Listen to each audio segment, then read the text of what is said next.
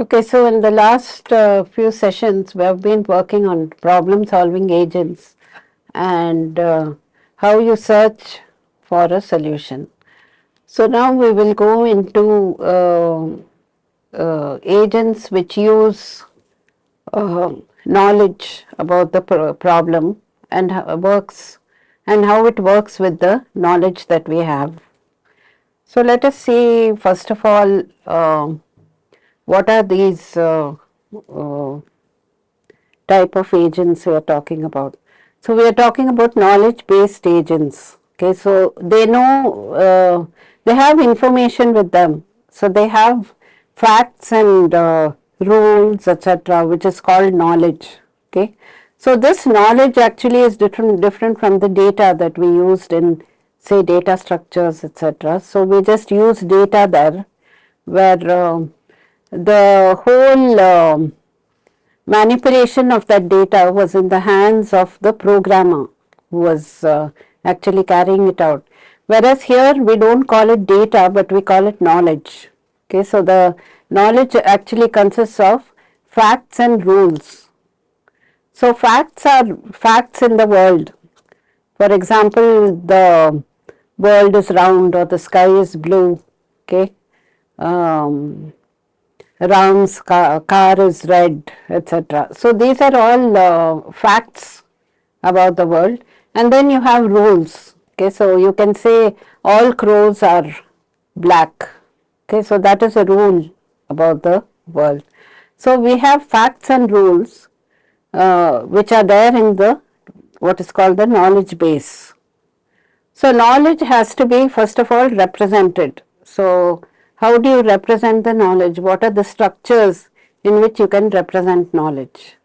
And then once you have represented knowledge, if you say ask a question, okay, of the knowledge base, it has to carry out reasoning from the facts and rules it already has to check what is the answer to the question that was asked, or if it is a question like is this true or is it not true, then it should check whether it is true or not, okay, by going into the reasoning that is carried out in the logic. So there are many ways of representing this logic, right? So proposition logic and predicate logic are the main methods by which knowledge is represented. Okay, um, so the knowledge base consists of facts about the world, and each individual fact is called a sentence. So for example, if you say the sky is blue, you call that as a sentence. Okay, and so when you are working with a knowledge base, you should, like, you have a knowledge base and you should be able to add more um, sentences or new facts into the knowledge base. So usually this is done by using the tell command. Okay, so the tell command will help you to add more facts into the knowledge base, and if we want to query the knowledge base about something, you use the ask command. Okay, so you ask the knowledge base some question, right? And the knowledge base will use the inference mechanism to get you the answer to whatever you are asking. So the inference mechanism will reason logically with the facts that are already available in the knowledge base, and it tries to get the answer for whatever you are trying to ask. So the knowledge base actually can be built up by what you call the knowledge engineer. So the knowledge engineer actually puts all the facts into the knowledge base, and this can be built up one by one, okay, by using the tell command. Okay, so you could have something like tell, say, knowledge base 1, okay, and you have a fact which is given in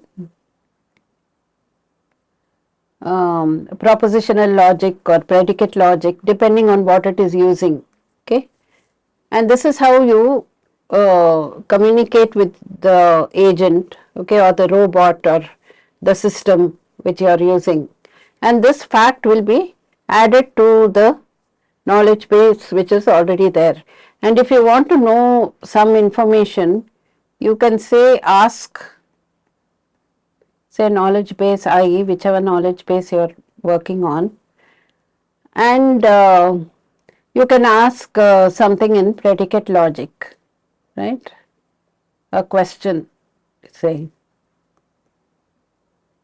and it will give you the answer to that question. So that's how the knowledge base actually works. So the initial program, okay, like as told over here, is built by adding one by one. You keep adding the sentences by using tell. Okay. Okay, so a knowledge representation language. So we need to have a language in which you are representing the knowledge. So what are the characteristics of that and what are the aspects of that? First of all, there is a syntax. Okay, how is this to be represented? Okay, so there is a certain form in which you will be representing this knowledge. Okay, so if it follows that, it is called what is called the WFF, or the well formed formula. If it does not follow that, then it is not considered to be a proper sentence. And what is semantics? Semantics is the meaning of the sentence. So what is the agent, what is it that the agent believes the sentence means? Okay, so the meaning is also important here. So this is what is called the semantics. So the syntax and the semantics of the knowledge is what we are actually working with. They are the two aspects. Okay. So with the sentences that you already have, you want to create new sentences. So you create new sentences by what is called entailment. So this is what is the entailment we are talking about here. Okay. So yeah. So this is the entailment. So you are saying that if you are producing a sentence alpha, okay, which is a new sentence which you are creating, you say that A is or alpha is created by knowledge base. Okay, so knowledge base entails the sentence alpha. Okay, or alpha is entailed by the knowledge base KB. And if we write it in this way, knowledge base entails, so we can say the inference procedure I entails alpha from the knowledge base KB. So this is how it is done. So what you need is that when you are carrying out reasoning, you need to see that you are able to find a proof for what is being carried out, right? So that's where you come to all this proofs, etc. So let us look at knowledge. What is it that is knowledge? Okay. So you have set of facts and rules. Okay, interpretive procedures are the rules. So you have a set of facts and rules. And what are the type of knowledge you can have? You can have knowledge about facts, about objects. So facts about objects can be birds have wings, robins are birds, snow is white, etc. So these are facts about a knowledge. And you can have events. Okay, so actions and events in the world. The sky will fall tomorrow, or Mala ironed the clothes yesterday, etc. So they are events which have occurred or are going to occur, etc. Right? And third one is performance, knowledge of how to do some things. Okay, for example, bike riding, composing sentences, etc. So it will give a set of procedures which need to be carried out to do a particular thing. Okay. And fourth one is what is called the meta knowledge. So what is this meta knowledge? It's the knowledge about what we already know, or it's the knowledge about the knowledge. In other words, if you have some knowledge, you have to see, is this knowledge authentic? Okay. Is it recent? Okay, what is the origin of the knowledge? What is the extent of that knowledge? How much does it help you? Okay, reliability of the knowledge. All these things come under what is called the meta knowledge. What is the importance of the knowledge? Strength and weaknesses of the knowledge. Okay, and so when you have meta knowledge, for example, when you are using meta knowledge, you may have to decide whether to go with one inference or with another inference depending on what data that you're using over there, right? So that's where you use things like meta knowledge. Okay, so basically there are three procedures we need to consider with knowledge. One is acquisition. How do we get the knowledge? From where do we get the knowledge? Second is, okay, you have stored that knowledge. How do we retrieve that knowledge? So that is knowledge retrieval. And third one is the reasoning with the knowledge. So how do we reason and get new facts with the knowledge that we already have? So these are the things, three processes we need to look at with knowledge.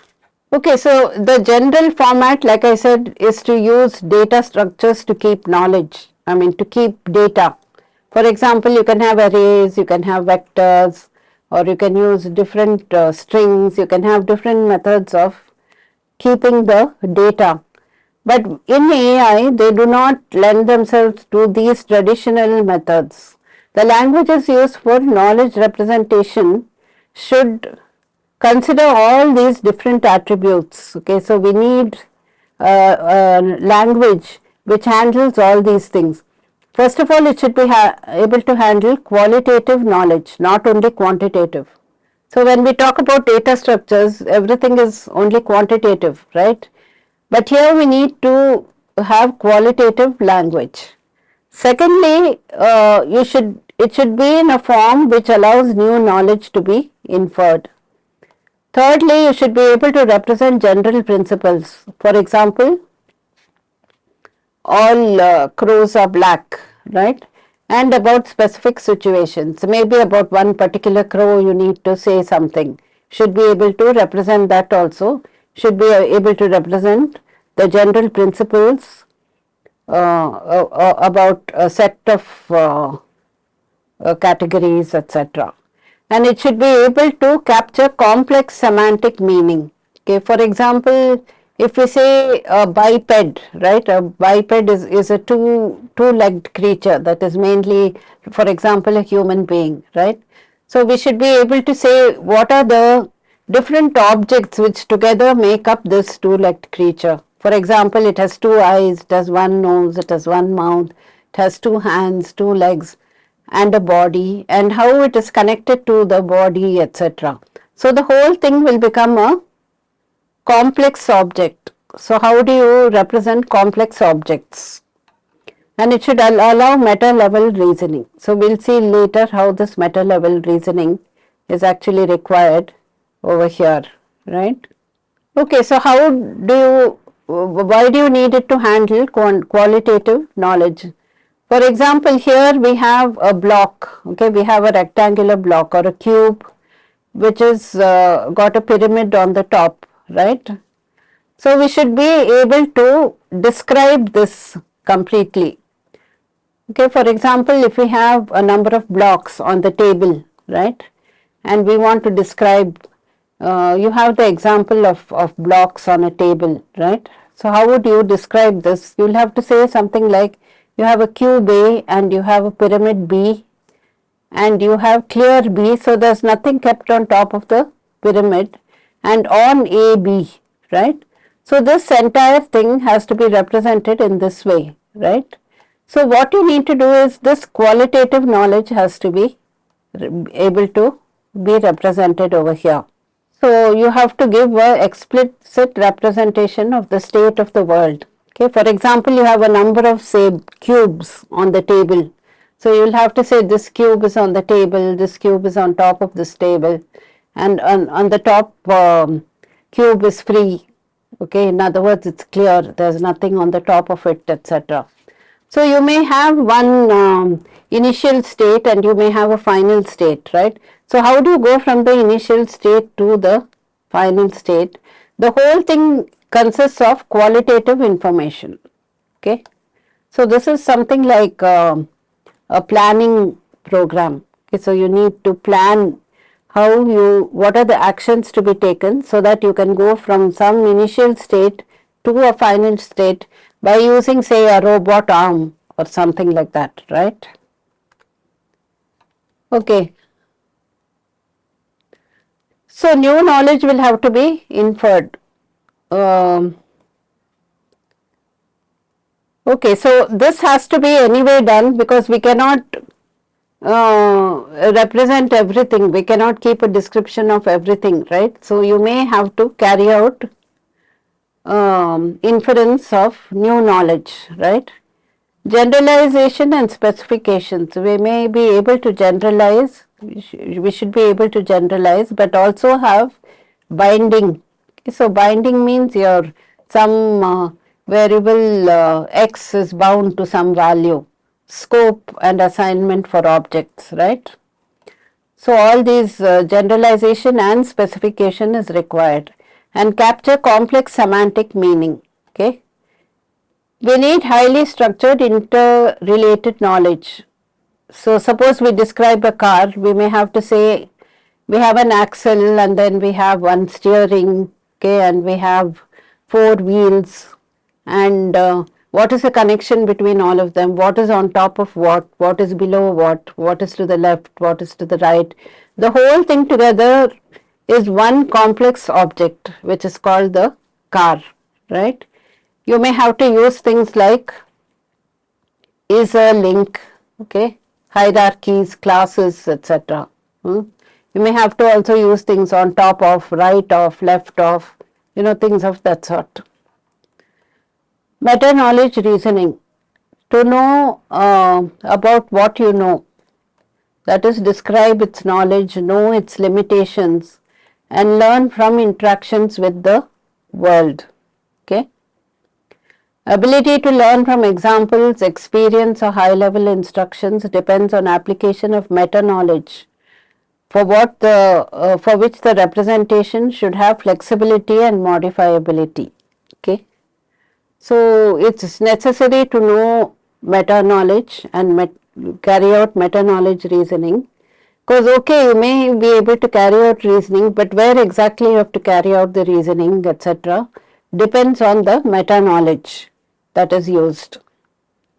So now let us look at knowledge representation language characteristics, right? The language should have some characteristics. For example, one language we can think of is the language we speak in. So for example, English or our native languages, etc. So these are the spoken languages that we have.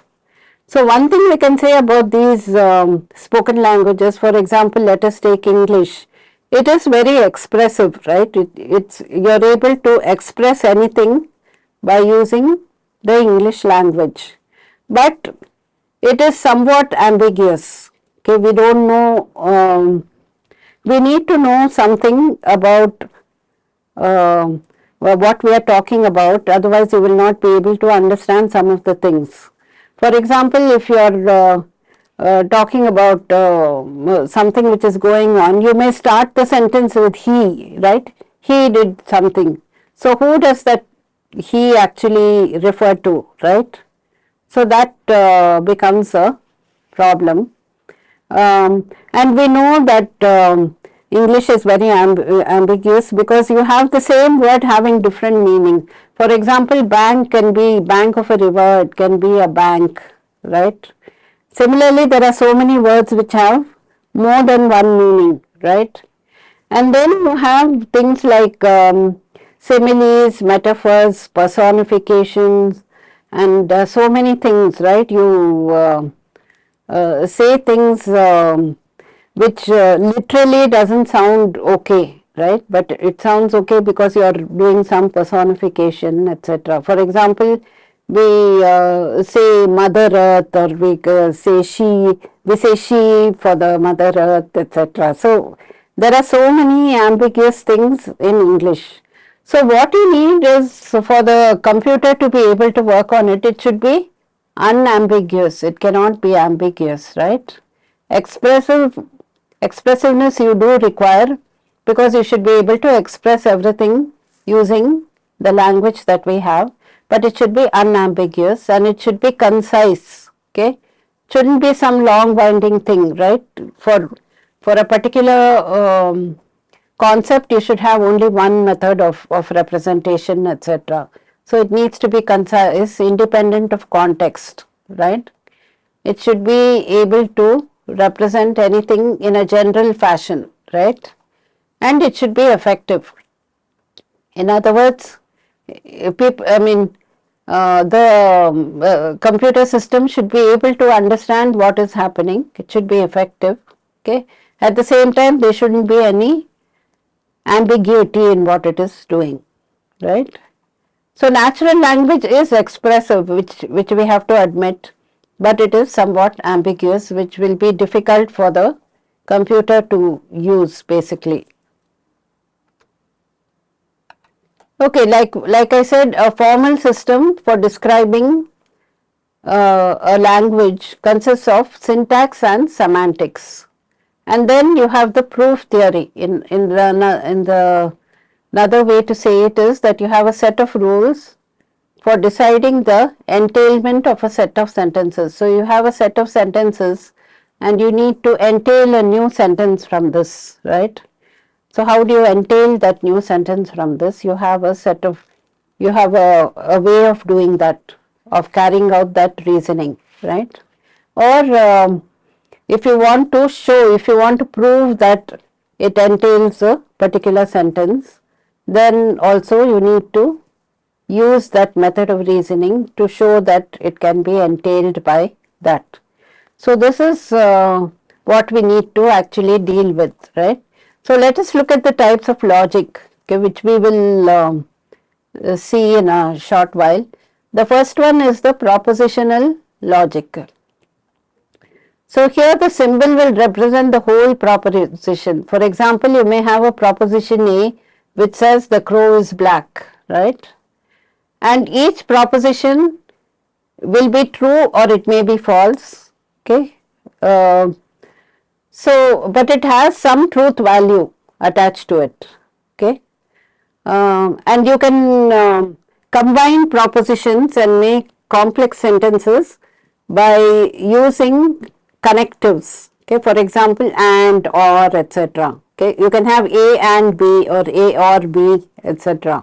Okay, so you have a number of connectives that are available, and you can connect propositions together to form more complex sentences or to form another proposition. Okay, so you can have a proposition which consists of propositions with connectives in between.